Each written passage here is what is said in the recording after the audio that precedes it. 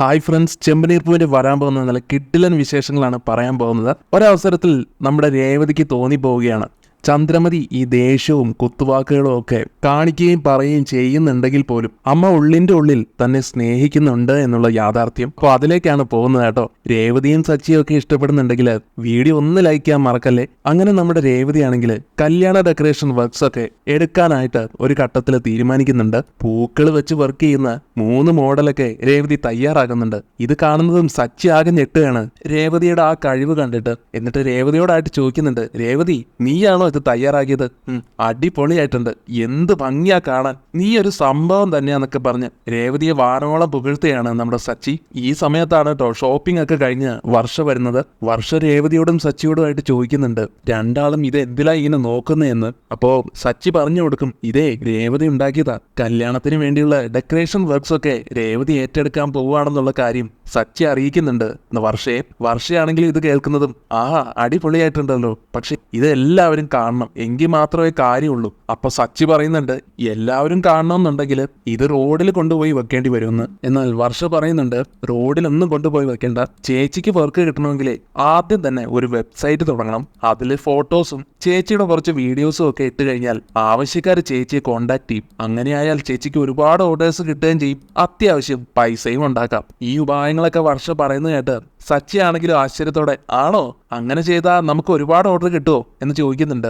അതേ സച്ചിയേട്ടാ, നമുക്ക് എന്തായാലും കുറച്ച് ഫോട്ടോസ് ഒക്കെ എടുക്കണം. ആദ്യമേ ചേച്ചി പോയിട്ട് ഈ ഡ്രസ്സൊക്കെ ഒന്ന് മാറ്റിയിട്ട് വാ, ചേച്ചിയുടെ കുറച്ച് വീഡിയോസൊക്കെ ഞാൻ എടുത്തു തരാം. പക്ഷെ രേവതി പറയും കേട്ടോ, അതൊന്നും വേണ്ടെന്ന്, എൻ്റെ അടുത്താണെങ്കിൽ നല്ല സാരി ഒന്നുമില്ല എന്നൊക്കെ കാരണങ്ങൾ പറയുന്ന സമയത്ത് വർഷ പറയുന്നുണ്ട്, അതാണോ കാര്യം, സാരി എല്ലാം ഞാൻ വാങ്ങിച്ചിട്ടുണ്ട്, ചേച്ചിക്ക് വേണ്ടി 2-3 ഫാൻസി സാരിയൊക്കെ വാങ്ങിച്ചിട്ടാ ഞാനിപ്പോൾ വരുന്നത്, ചേച്ചി അതിൽ നിന്ന് ഇഷ്ടപ്പെട്ട ഒരെണ്ണം എടുത്തു കൊടുക്ക്. രേവതിയാണെങ്കിൽ പിന്നെയും പറയുന്നുണ്ട്, അയ്യോ അതൊന്നും വേണ്ട വർഷേ, അതൊന്നും ശരിയാവില്ല, എന്നെ കൊണ്ട് അതൊന്നും പറ്റില്ല എന്ന് പറഞ്ഞ് മടി പിടിക്കുകയാണ്. പക്ഷെ സച്ചി ആണെങ്കിലും രേവതിയെ പിരികേറ്റിക്കൊണ്ട്, നീയേ ഇത് പോയി മാറ്റിയിട്ട് വാ, നിനക്ക് എന്താ ഇത്ര വാശി എന്നൊക്കെ ചോദിക്കുമ്പോൾ രേവതിക്ക് ദേഷ്യം വരുന്നുണ്ട്.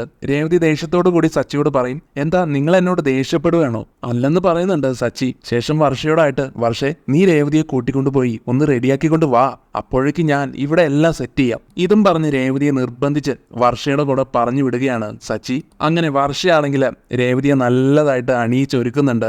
രേവതിക്ക് നല്ലൊരു സാരിയൊക്കെ സെലക്ട് ചെയ്ത് കൊടുത്ത്, മുടിയൊക്കെ നല്ല രീതിയിൽ കെട്ടിക്കൊടുത്ത്, മേക്കപ്പ് ഒക്കെ ചെയ്ത് കൊടുത്ത് നല്ല സുന്ദരിയാക്കുന്നുണ്ട് രേവതിയെ. അങ്ങനെ രേവതിയെ നല്ല സുന്ദരിയാക്കി കൊണ്ടുവന്നിട്ട് സച്ചിയുടെ മുമ്പിൽ കൊണ്ടുവന്ന് നിർത്തുകയാണ് വർഷ.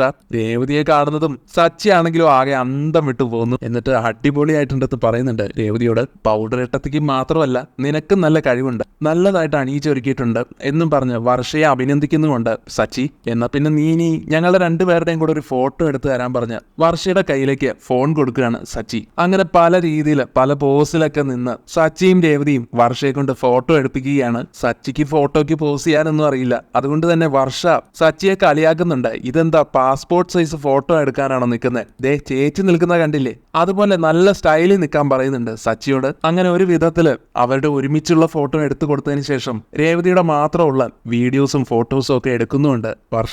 പിന്നീട് മിതമായ നിരക്കില് സ്റ്റേജ് ഡെക്കറേഷൻ ചെയ്തു കൊടുക്കുന്നതാണ് എന്നൊക്കെ രേവതിയെ കൊണ്ട് പറയിപ്പിക്കുന്നുമുണ്ട്. അങ്ങനെ ആ വീഡിയോസ് ഒക്കെ എടുത്തതിന് ശേഷം റാമ്പ് വാക്ക് ചെയ്യണമെന്ന് രേവതിയോട് പറയുകയാണ് കേട്ടോ വർഷ.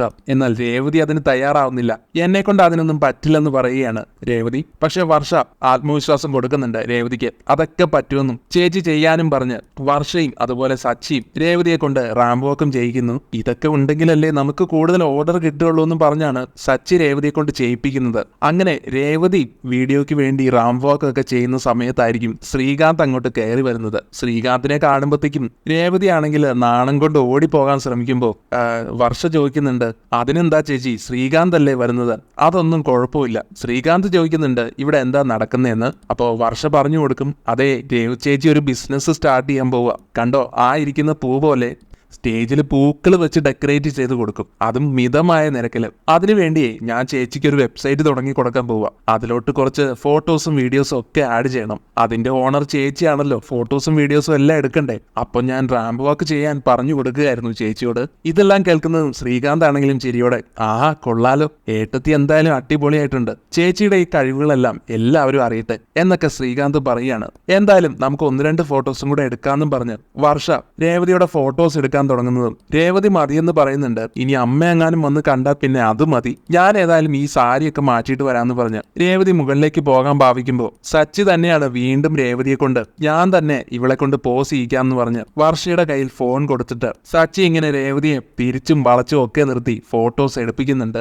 അങ്ങനെ വീണ്ടും ഒരുപാട് ഫോട്ടോസും വീഡിയോസും ഒക്കെ ഇങ്ങനെ എടുത്തുകൊണ്ടിരിക്കുന്ന സമയത്തായിരിക്കും ചന്ദ്രയും സുധിയും ശ്രുതിയും കൂടെ കയറി വരുന്നത്. എന്നാൽ അവര് വന്ന് കാണുമ്പോൾ സച്ചി ഒരു പെൺകുട്ടിയുടെ കൂടെ ഇങ്ങനെ തിരിഞ്ഞു നിൽക്കുന്നതാണ് കേട്ടോ കാണുന്നത്. സച്ചിയുടെ കൂടെ രേവതിയാണെന്നുള്ള കാര്യം ഇവർക്ക് മനസ്സിലാവുന്നില്ല. ശ്രുതിയാണ് ആദ്യം ഇത് ശ്രദ്ധിക്കുന്നത്. ശ്രുതി വേഗം തന്നെ ചന്ദ്രമതിയെ വിളിച്ചു വരുത്തിയിട്ട് ദേ അമ്മേ, ഇവരെന്താ ഇവിടെ ചെയ്യുന്നതെന്ന് നോക്കി എന്നിങ്ങനെ പറയുന്നതും ചന്ദ്രയാണെങ്കിലും വന്നിട്ട് നോക്കുമ്പോൾ ചന്ദ്രയ്ക്ക് ഒന്നും പിടികിട്ടുന്നില്ല.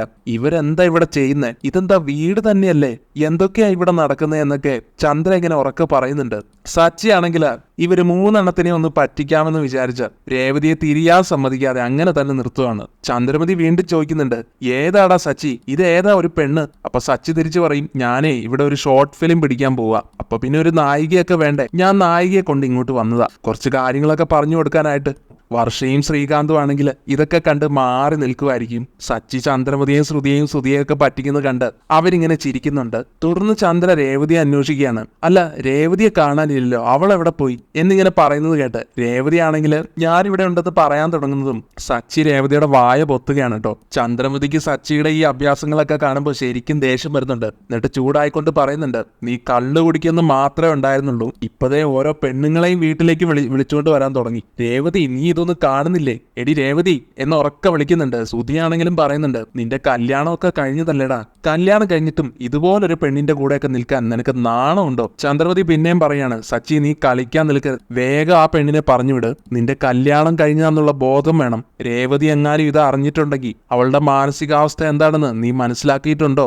അവൾ ഇത് കണ്ടാൽ നിന്നെ അപ്പോ അടിച്ചിറക്കും. അങ്ങനെ പറഞ്ഞ് രേവതിയെ വിളിച്ചോണ്ടേയിരിക്കുകയാണ് ചന്ദ്രമതി. എന്തായാലും ചന്ദ്രമതിക്ക് തന്നോടുള്ള ഈ ഉത്കണ്ഠ കാണുമ്പോൾ രേവതിക്കാണെങ്കിൽ സന്തോഷമാകുന്നുണ്ട്. രേവതി എന്നിട്ട് തിരിഞ്ഞു നിൽക്കുന്നുണ്ട്. ചന്ദ്രയുടെ മുഖം കാണുമ്പോൾ രേവതിക്ക് സങ്കടം വരികയാണ്, കണ്ണൊക്കെ നിറയുന്നുണ്ട്. എന്നിട്ട് പറയുന്നുണ്ട്, അമ്മേ, ഞാൻ കല്യാണത്തിന് സ്റ്റേജ് ഡെക്കറേറ്റ് ചെയ്യാനുള്ള കുറച്ച് കാര്യങ്ങളൊക്കെ ചെയ്തിട്ടുണ്ട്, അതിനുവേണ്ടി കുറച്ച് ഫോട്ടോസും വീഡിയോസും ഒക്കെ വേണമായിരുന്നു, അതിന്റെ ആവശ്യത്തിനാണ് കേട്ടോ ഞാൻ ഇതുപോലെയൊക്കെ ഒരുങ്ങിയത്. രേവതിയാണ് ആ പെണ്ണെന്ന് മനസ്സിലായതും ചന്ദ്രമതി ആണെങ്കിലും ഓ നീയായിരുന്നോ, ഞാൻ അങ്ങ് പേടിച്ചു പോയി എന്ന് പറഞ്ഞു പോകുന്നുണ്ട്. അപ്പൊ രേവതി പറയും, എന്നാലും അമ്മയ്ക്ക് എന്നോട് നല്ല സ്നേഹമുണ്ട്, അതെനിക്കിപ്പോ മനസ്സിലായി, എനിക്ക് ഒരുപാട് സന്തോഷമായി അമ്മേ, എന്നെ ഈ വീട്ടിലെ ഒരാളെ പോലെ അമ്മ കണ്ടല്ലോ, അതുകൊണ്ടല്ലേ ഇങ്ങനെയൊക്കെ പറഞ്ഞത്. ചന്ദ്രമതി തിരിച്ചു പറയുന്നുണ്ട്, ഓ ഫോട്ടോ എടുക്കാനൊക്കെ ഇതിനുള്ളിൽ മാത്രമല്ലേ സ്ഥലമുള്ളൂ, നിങ്ങൾക്ക് പുറത്തെങ്ങാനും പോയിക്കൂടെ? അതും പറഞ്ഞ് ബാഗും എടുത്ത് നേരെ റൂമിലോട്ട് പോകുന്നുണ്ട് ചന്ദ്ര. അതിനുശേഷം രേവതി സച്ചിയുടെ അടുത്ത് പറയുന്നുണ്ട്, സച്ചിയേട്ടാ, എന്തായാലും അമ്മയ്ക്ക് എന്നോട് സ്നേഹമുണ്ട്, അതുകൊണ്ട് തന്നെയാ, അല്ലെങ്കിൽ പിന്നെ ഇങ്ങനെയൊന്നും പറയില്ലല്ലോ, ഞാൻ വേറെ വല്ല പെണ്ണുങ്ങളെയും ഈ വീട്ടിൽ കയറ്റി എന്ന് കരുതിയിട്ടാ അമ്മ ഇങ്ങനെയൊക്കെ ബഹളം വെച്ച്. ഇനിയിപ്പോൾ അത് അമ്മയുടെ ഉള്ളിൽ നിന്നാണെങ്കിലും അല്ലെങ്കിലും എനിക്ക് ഒരുപാട് സന്തോഷമായി. ഈ കാര്യങ്ങളെല്ലാം ശ്രുതിയാണെങ്കിലും ശ്രദ്ധിക്കുന്നുണ്ടായിരുന്നു. ചന്ദ്രമതിക്ക് പണ്ടത്തെ പോലെയല്ല, രേവതിയോട് കുറച്ചൊക്കെ സ്നേഹം തോന്നി തുടങ്ങിയിട്ടുണ്ടെന്ന് ശ്രുതി തിരിച്ചറിയുന്നതും ശ്രുതിക്ക് ചെറിയൊരു അസൂയൊക്കെ തോന്നി തുടങ്ങുകയാണ്. ശേഷം ശ്രുതിയോടായിട്ട് ശ്രുതി പറയുന്നുണ്ട്, ശ്രുതി നിനക്ക് തോന്നിയോ ആന്റിക്കിപ്പോ ആ രേവതിയോടും സച്ചിയോടും ഒക്കെ ഒരു സ്നേഹം തോന്നി തുടങ്ങിയിട്ടുണ്ടെന്നാ എനിക്ക് തോന്നുന്നത്? എന്നാൽ ശ്രുതി പറയും, നീ അങ്ങനെയൊന്നും കരുതണ്ട, അമ്മയ്ക്ക് ഏറ്റവും കൂടുതൽ സ്നേഹം എന്നോടാ, അത് കഴിഞ്ഞിട്ടേ ഉള്ളൂ ശ്രീകാന്ത് സച്ചിയൊക്കെ. പിന്നെ അമ്മയുടെ കാര്യം അറിയാലോ, നിന്നെയാണ് മരുമക്കളിൽ ഏറ്റവും കൂടുതൽ സ്നേഹിക്കുന്നത്. വർഷയുടെ കാര്യം പിന്നെ പണം ഉള്ളത് കൊണ്ട് മാത്രമുള്ള സ്നേഹമാണ്, അതുകൊണ്ട് നീ പേടിക്കണ്ട, അമ്മ നമ്മളെ മറന്ന് ഒന്നും ചെയ്യില്ല. പ്രത്യേകിച്ച് നീയും ഞാനും എന്ന് വെച്ചാൽ അമ്മയ്ക്ക് ജീവന, അത് എപ്പോഴും അങ്ങനെ തന്നെ ആയിരിക്കും എന്നൊക്കെ പറഞ്ഞ് ശ്രുതിയുടെ വിഷമം മാറ്റിക്കൊടുക്കാൻ ശ്രമിക്കുന്നുണ്ട് സുധി.